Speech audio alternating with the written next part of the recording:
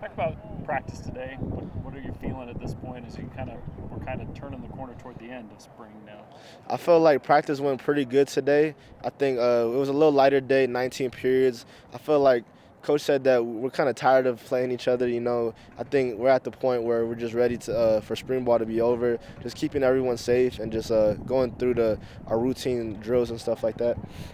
Coach Lamb was talking to us just now about how the focus has moved a little bit more to situational awareness. What does that do for you as a player here in spring to kind of focus on some of those situations and trying to be aware of what the team needs you to do in certain circumstances? I think it's just helping us to be better for when the season comes along. Just preparing us for situations that we might get into, and it's better to work on all these situations now than later when this fall camp. What was the thinking to move you to safety? What was behind that? Just having. I don't really know. I think that just moving me in a situation where I can better the team. Our corners are really solid right now. Our safeties, we lost some safeties, and I think that it was a better fit for me in a sense of the way how I play. I'm quick enough to guard the slot. I'm physical enough to guard the tight end, and I like to tackle. So I think it was a perfect position for me. When you stepped in as a freshman and started, was that a surprise, or did you see that coming?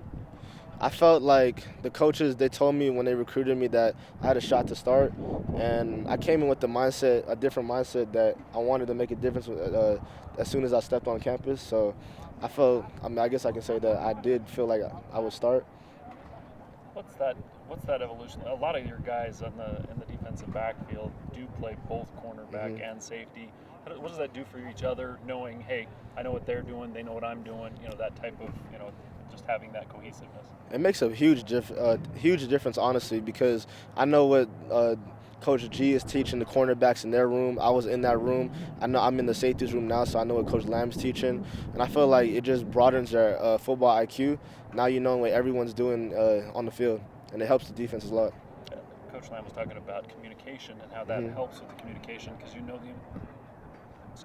the importance of making sure they understand and you understand what they're doing and all of that. Do you feel that as well when you're out there on the field? Yes, sir. I mean, it's all about communication, knowing what everyone is doing on the field. We have to have all 11 guys doing the right job, and that's going to help our defense to win games.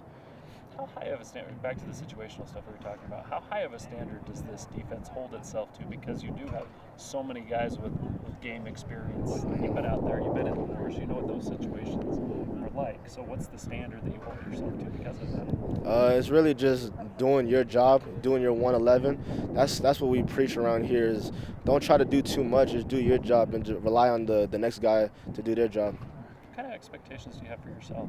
Because you've shown what you can do a little bit, but you always want to improve. So what do you have for yourself? Really just coming back and being healthy, showing that that I'm 100%.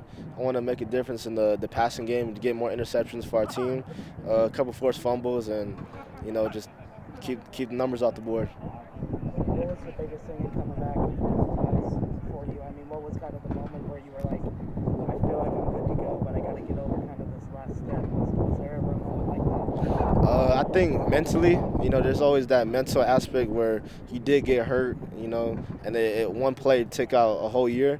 I think the other thing is just getting my strength back on my knee, on single leg knee, but I feel that I'm 100% now.